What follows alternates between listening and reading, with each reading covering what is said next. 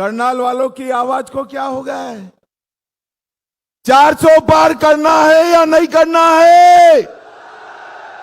मोदी जी को तीसरी बार प्रधानमंत्री बनाना है या नहीं बनाना है? तो भले आदमी ऐसी आवाज नहीं चलती। नमस्कार दोस्तों, मैं हूं हरीश चावला और आप देख रहे हैं 7/11 न्यूज और अमर मंथन खबर। तस्वीरें करनाल की, जहां केंद्रीय गृह मंत्री अमित शाह आज करनाल में एक रैली को संबोधित करने पहुंचे थे। केंद्रीय गृह मंत्री अमित शाह ने आज सोमवार को करनाल में आयोजित विजय संकल्प रैली के अंदर लोगों को संबोधित करते हुए सीधे सीधे पाकिस्तान पर हमला बोलते हुए कहा कि POK हमारा है और इसे हम लेकर रहेंगे। गृह मंत्री अमित शाह ने करनाल में भाजपा के लोकसभा प्रत्याशी मनोहर लाल और विधानसभा प्रत्याशी तथा प्रदेश के मुख्यमंत्री नायब सिंह सैनी के लिए खुद वोट मांगे। देश के गृह मंत्री अमित शाह ने करनाल से कांग्रेस और ईडी गठबंधन को आड़े हाथों लिया और पूछा कि वह जनता को बताएं कि इस गठबंधन का प्रधानमंत्री कौन होगा। उन्होंने कहा कि जब गठबंधन वालों से यह पूछा तो जवाब मिला कि एक एक करके 5 प्रधानमंत्री बनाएंगे। अब राहुल गांधी को कौन समझाए कि यह परचून की दुकान नहीं, यह 130 करोड़ लोगों का देश है। देश ऐसे नहीं चलता। अमित शाह ने देश की जनता को पाकिस्तान को जवाब देने वाला PM चाहिए ये बताया। इसलिए आप 25 मई को प्रदेश की सभी 10 सीटों पर भाजपा को जितवाएं और मोदी जी के हाथ को मजबूत बताएं। अमित शाह ने कांग्रेस और इनेलो का नाम लिए बिना निशाना साधते हुए कहा कि पहले हरियाणा की सत्ता में एक परिवार आता था तो वह भ्रष्टाचार फैलाता था, दूसरा परिवार सत्ता में आता था तो भाई भतीजावाद गुंडागर्दी फैलाता था, लेकिन भाजपा ने इस गुंडागर्दी और भ्रष्टाचार को खत्म किया। उन्होंने कहा कि हमने करनाल को CM सिटी बनाया और इस बार भी करनाल ही CM सिटी रहेगा। शाह ने मुख्यमंत्री की प्रशंसा करते हुए कहा कि मुख्यमंत्री नायब सिंह सैनी देखने में जितने नरम हैं, लेकिन जब जनता की लड़ाई की बात आती है तो मजबूती से जनता की लड़ाई भी लड़ते हैं। गृह मंत्री ने कहा कि अब मनोहर लाल दिल्ली में अपनी सेवाएं देंगे, आपकी आवाज़ उठाएंगे और सैनी विधानसभा में करनाल का प्रतिनिधित्व करेंगे। उन्होंने हरियाणा के पूर्व मुख्यमंत्री मनोहर लाल की तारीफ करते हुए कहा कि मनोहर लाल ने हरियाणा को 10 साल में विकसित हरियाणा बनाने का काम किया। गृह मंत्री ने कहा कि कांग्रेस के 10 साल में हरियाणा को विकास के लिए 41,000 करोड़ मिला, लेकिन जब नरेंद्र मोदी की सरकार बनी तो सरकार ने 10 सालों में हरियाणा को 2,70,000 करोड़ रुपए के विकास कार्यों के लिए पैसे दिए। लेकिन कांग्रेस और उसके गठबंधन के लोग झूठ बोलकर वोट लेने का प्रयास कर रहे हैं, लेकिन जनता जानते है कि इन लोगों के पास ना नेता है ना नीति। अगर यह लोग बहुमत जुटा भी लेते हैं तो इनका प्रधानमंत्री कौन होगा। उन्हें एक लोगों से नाम लेकर पूछा कि क्या शरद पवार, ममता बनर्जी, स्टालिन, अरविंद केजरीवाल, उद्धव ठाकरे, राहुल गांधी प्रधानमंत्री हो सकते हैं। इस पर जनता की तरफ से कोई आवाज़ नहीं आई। लेकिन केंद्रीय गृह मंत्री ने एक बड़ी घोषणा की कि करनाल में मेडिकल यूनिवर्सिटी और बागवानी यूनिवर्सिटी स्थापित की गई है और रैपिड रेल भी जल्द ही करनाल में चलने लगेगी। जब केंद्र में दूसरी बार मोदी की सरकार बनी तो धारा 370 कश्मीर से खत्म किया। अमित शाह ने कहा कि अयोध्या में राम मंदिर बनाने के काम को कांग्रेस ने अटकाकर, लटकाकर, भटकाकर रखा, लेकिन प्रधानमंत्री नरेंद्र मोदी ने इसका रास्ता साफ किया और भगवान श्री राम अपने महल में विराजमान हो गए। देखिए, केंद्रीय गृह मंत्री अमित शाह ने और मनोहर लाल जी ने इस संकल्प रैली में क्या कहा। देखिए 7/11 और अमर मंथन खबर की यह सीधी करनाल से रिपोर्ट। खबर को लाइक कीजिए और साथ साथ इसे शेयर कीजिए। धन्यवाद। मंच पर विराजमान हमारे प्रदेश के मुख्यमंत्री और प्रदेश के अध्यक्ष माननीय श्री नायब सिंह सैनी जी, उपस्थित सभी अन्य सज्जनवृंद, मेरे बुजुर्गों, नौजवान साथियों, माताओं, बहनों, पत्रकार, छायाकार मित्रों, आज तो प्रत्यक्ष देश की एकता और सुदृढ़ता को जिन्होंने मजबूत करने का काम किया, गुजरात से ही देश के पहले गृह मंत्री सरदार वल्लभ भाई पटेल, उनके सपने को पूरा करने वाले आज फिर से हमारे गृह मंत्री सरदार वल्लभ भाई पटेल की तरह हमारे भाई अमित शाह जी देश की एकता, अखंडता को सुदृढ़ बनाने के लिए जिस प्रकार से धारा 370 को नेस्तनाबूद किया, मैं उनका हरियाणा की जनता की ओर से बहुत बहुत स्वागत करता हूं, अभिनंदन करता हूं। भारत माता के। मंच पर विराजमान आदरणीय शेर हिंदुस्तान अमित शाह जी से निवेदन करता हूं कि माननीय अमित शाह जी आप आए और अपने उद्बोधन से हम सबको अनुग्रहित करें। आदरणीय अमित शाह जी।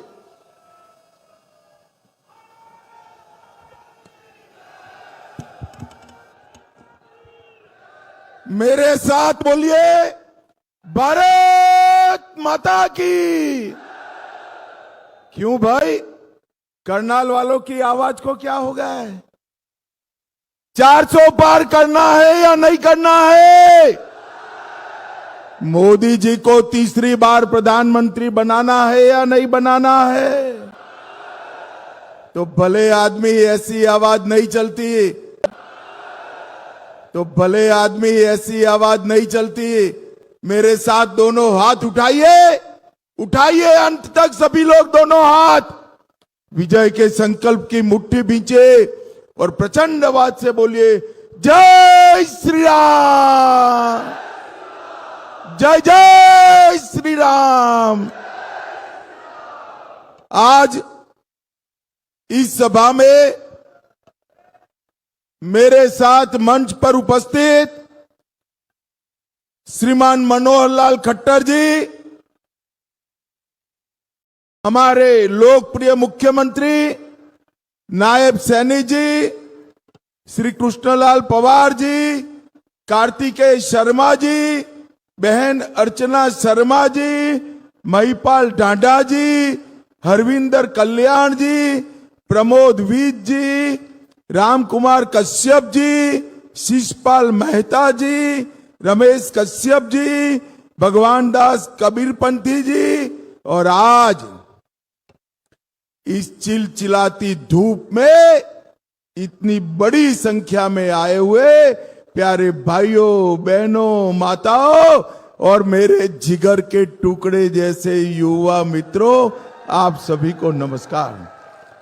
भाइयों बहनों, आज मैं इस लोकसभा चुनाव शुरू होने के बाद पहली बार हरियाणा में आया हूं और दानवीर कर्ण की नगरी करनाल में आया हूं।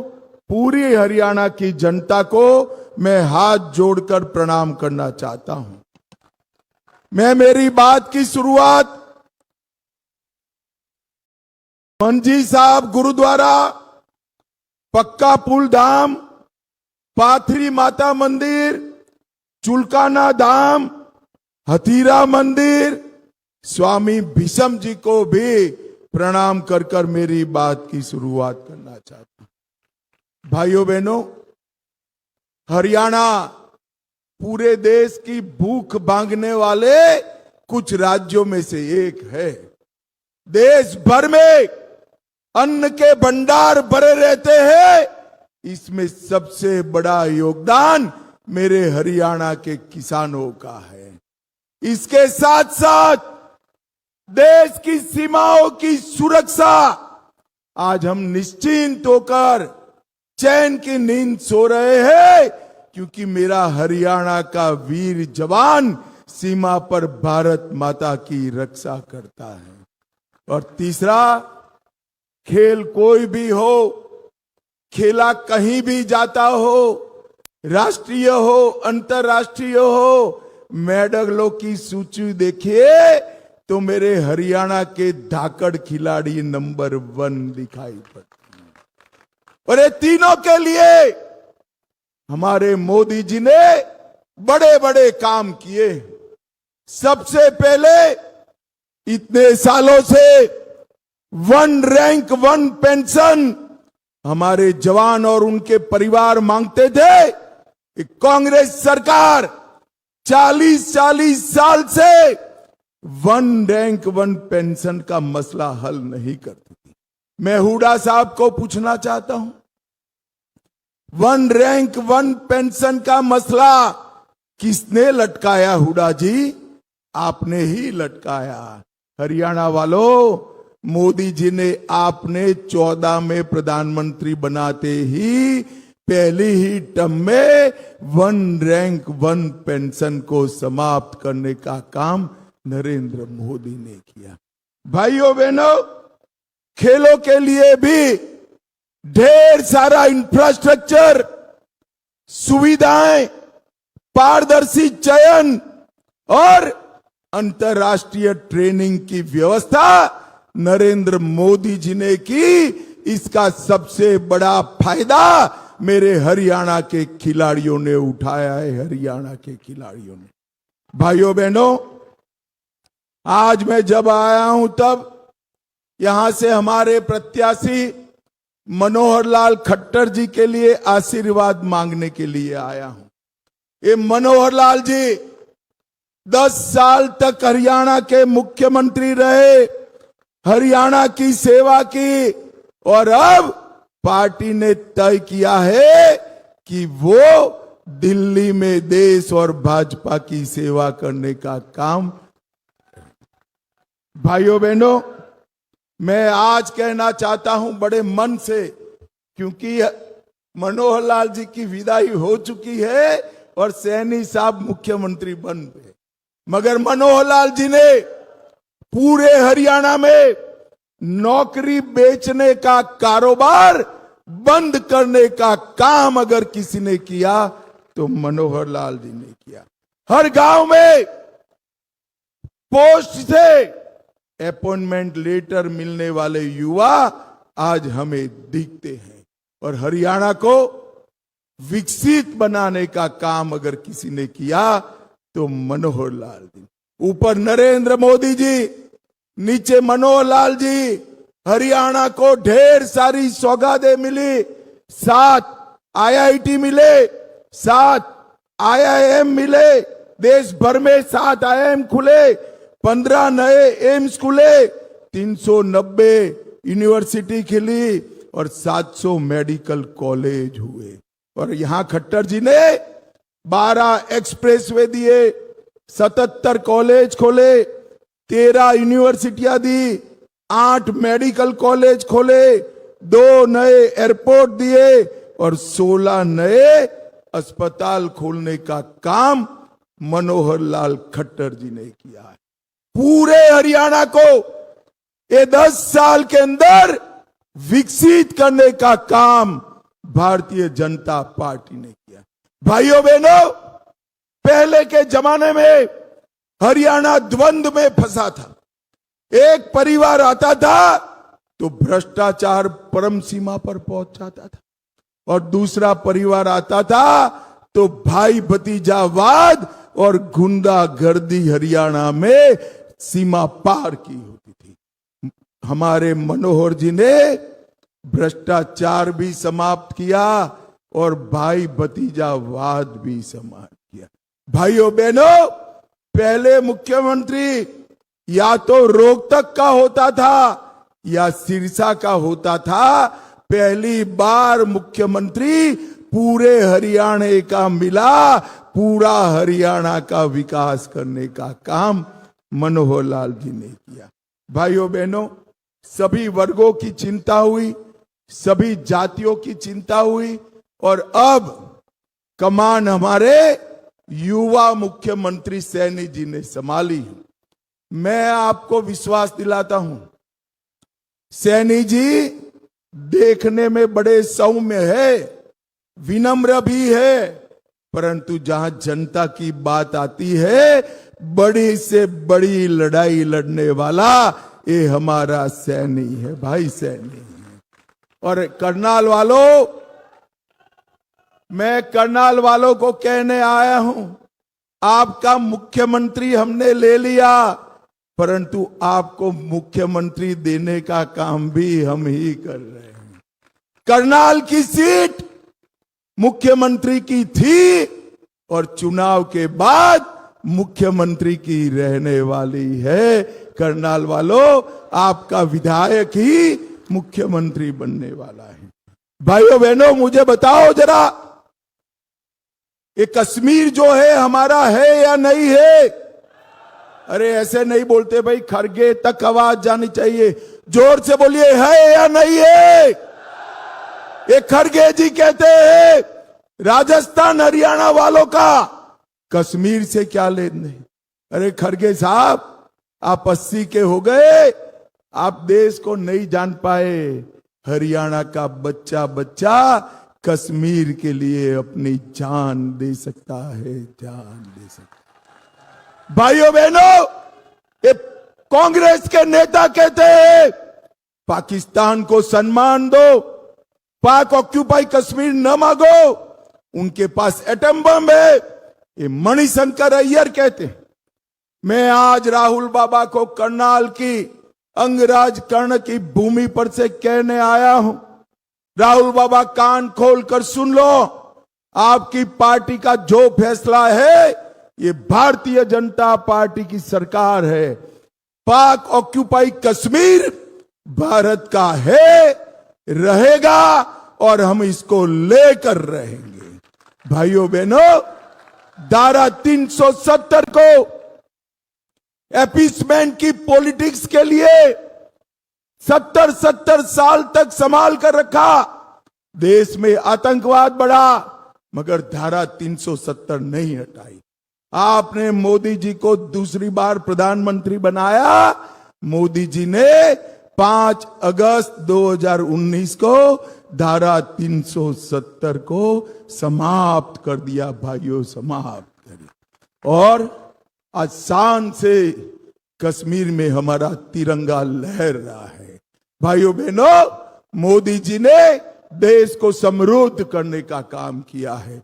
मोदी जी ने हमारे अर्थतंत्र को 11वें नंबर से 5वें नंबर पर लाने का काम किया है।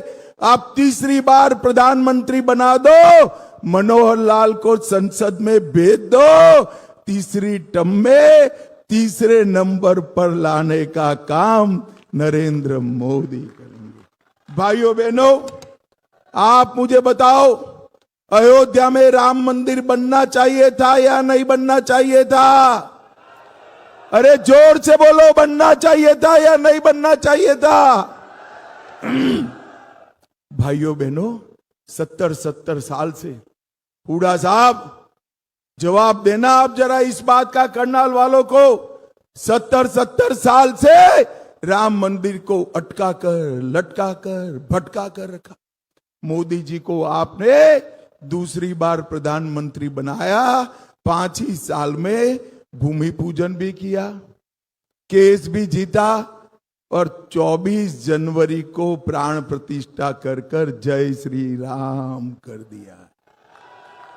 और भाइयों बहनों, कांग्रेस पार्टी देखिए, ट्रस्ट वालों ने उनको निमंत्रण भेजा, खड़गे जी को, सोनिया जी को, राहुल बाबा को, और कहा कि आप पधारिए, इतना बड़ा राम उत्सव 500 साल के बाद हो रहा है, आप आइए। मगर ये लोग नहीं गए क्योंकि उनकी माइनॉरिटी की वोट बैंक का डर था। भाइयों बहनों, वो भले नहीं गए, हम भाजपा वाले नहीं डरते हैं। नरेंद्र मोदी जी ने न केवल राम मंदिर, औरंगजेब ने तोड़ा हुआ काशी विश्वनाथ को भी फिर से बनाने का काम नरेंद्र मोदी जी ने किया। भाइयों बहनों, ये लोगों ने सिर्फ गरीबों की बात करी, गरीबों के लिए कुछ नहीं किया।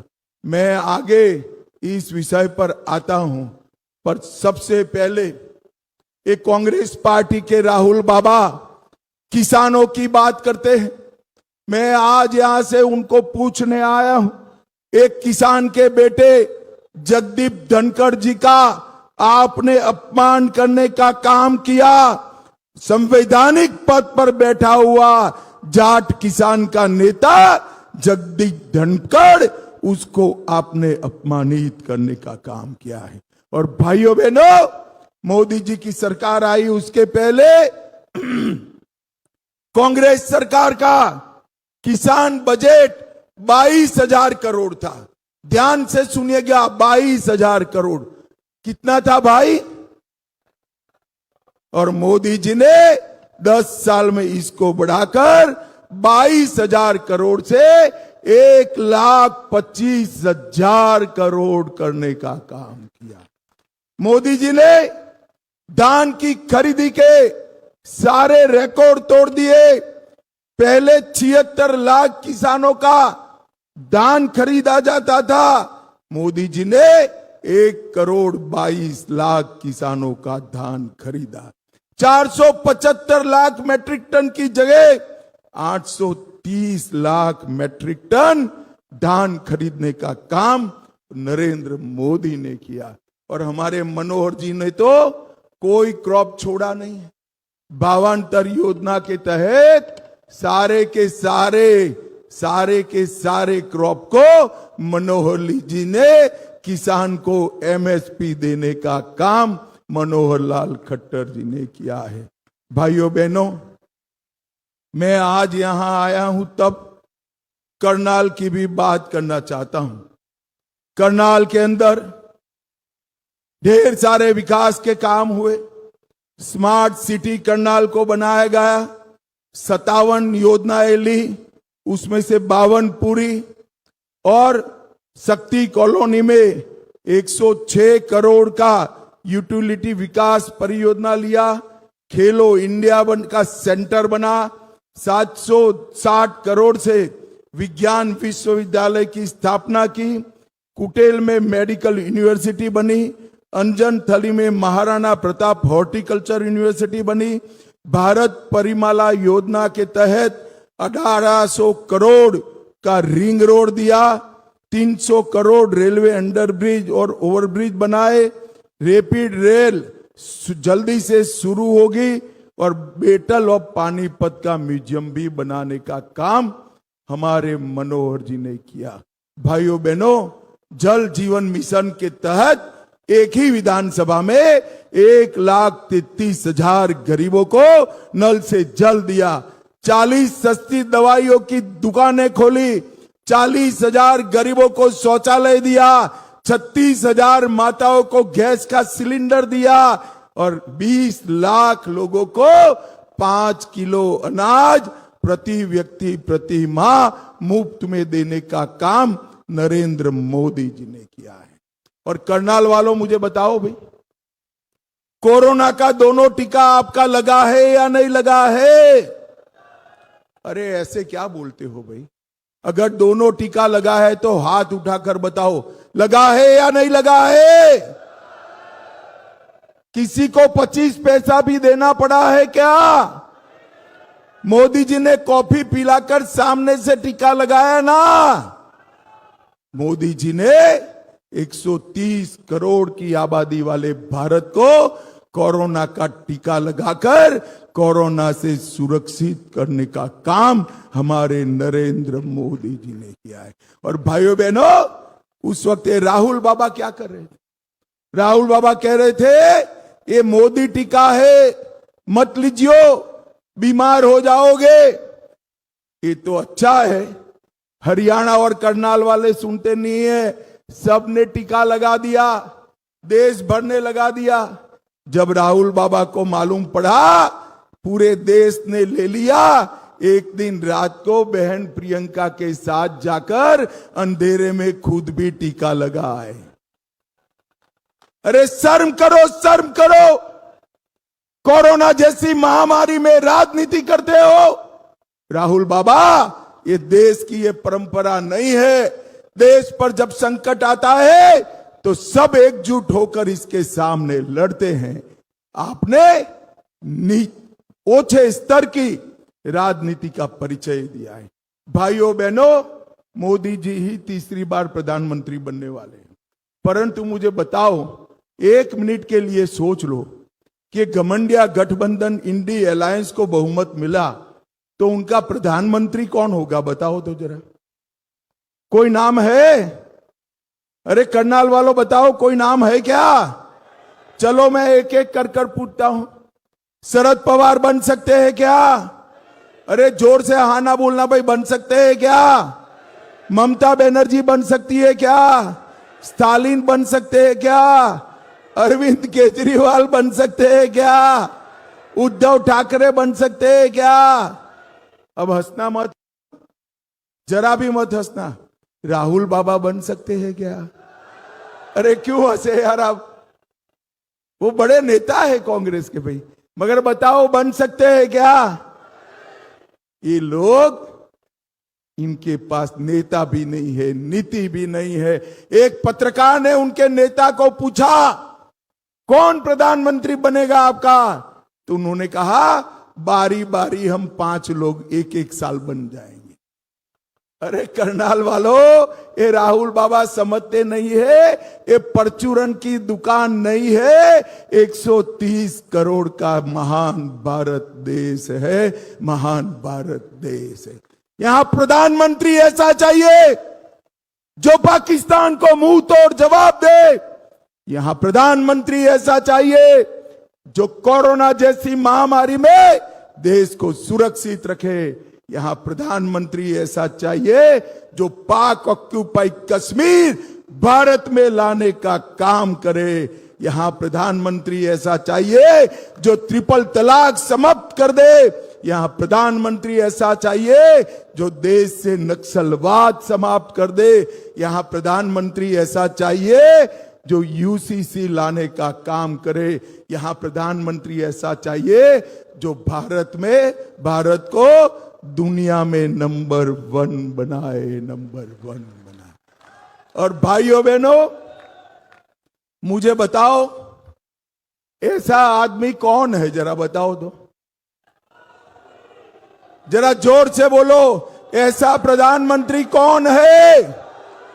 और जोर से बोलो, कौन है? अरे इसी तरह से मैं पूर्व पश्चिम उत्तर दक्षिण जहां जहां जाता हूं, एक ही नारा मिलता है, मोदी मोदी मोदी मोदी मोदी मोदी के नारे। और भाइयों बहनों, आज मोदी मोदी का नारा देश के विकास का एक विश्वास बन चुका है। सबको मालूम है कि देश को पूर्ण विकसित और आत्मनिर्भर, सुरक्षित और समृद्ध, शिक्षित और टेक्नोलॉजी से युक्त केवल और केवल नरेंद्र मोदी बना सकते हैं। नरेंद्र। और हरियाणा वालों, आप पर तो मोदी जी का अधिकार है। मैं उनके साथ इतने साल से काम कर रहा हूं। गुजरात में थे तो भी हरियाणा की चिंता करते थे, और यहां आए तो भी हरियाणा हरियाणा करते रहते हैं। हरियाणा पर मोदी जी का विशेष लगाव और प्यार है। भाइयों बहनों, एक कांग्रेस पार्टी ने 10 साल में 41,000 करोड़ रुपया भेजा था हरियाणा के विकास के लिए। हुड्डा बाबू, जवाब देना जरा मेरी बात का। सिर्फ 41,000 करोड़, 41,000, और मोदी जी ने 2,70,000 करोड़ रुपया हरियाणा के विकास के लिए भेजा। भाइयों बहनों, इस बार मैं आप सबसे, समस्त हरियाणा वासियों से करबद्ध निवेदन करने आया हूं, एक भी सीट छोड़ना मत। सभी की सभी सीटें मोदी जी की झोली में डालिए। और एक युवा मुख्यमंत्री को, आगे आइए सैनी जी आप, मैं आपके सामने प्रत्याशी ये नाते लेकर आया हूं, इसको आपका आशीर्वाद दीजिए, आपका आशीर्वाद दीजिए। भाइयों बहनों, मुझे विश्वास है मनोहर जी ने जो गाड़ी एक गंतव्य तक पहुंचाई है, इसको स्टेशन तक पहुंचाने का काम हमारा नायब सैनी करेगा, नायब सैनी करेगा। तो मुझे बताओ करनाल वालों, मनोहर जी और सैनी जी को जिताओगे क्या? अरे जोर से बोलो, ऐसे नहीं होता है यार। जिताओगे? कमल के निशान पर बटन दबाओगे? सभी सीटों पर कमल खिलाओगे? 400 पार कराओगे? तीसरी बार मोदी जी को प्रधानमंत्री बनाओगे? तो मेरे साथ दोनों हाथ उठाइए, उठाइए दोनों हाथ, और मुट्ठी भींच कर बोलिए, जय श्री राम, जय जय श्री राम, जय जय श्री राम।